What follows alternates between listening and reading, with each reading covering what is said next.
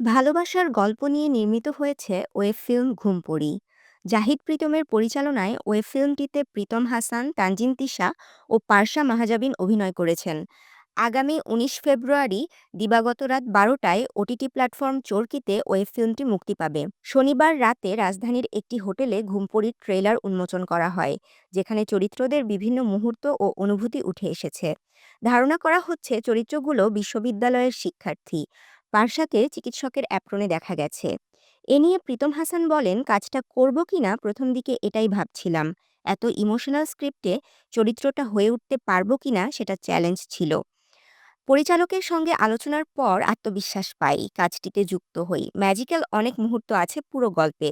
ঘুমপড়ি প্রসঙ্গে তানজিন তিশা বলেন, আমি অনেক রকমের কাজ করেছি, তবে ঘুমপড়ি একটু আলাদা। এর আগে ১০ ফেব্রুয়ারি ঘুমপড়ি ওয়েব ফিল্মের মন্দ হতো না গানের টিজার প্রকাশ হয়েছে। গানটির তুমি আমার হলে মন্দ হতো না লাইনটি বেশ ছড়িয়ে পড়েছে। সামাজিক যোগাযোগ মাধ্যমে এমনটাই জানাচ্ছেন শ্রোতারা। তাশরিফা তৃষা, তরঙ্গ টিভি।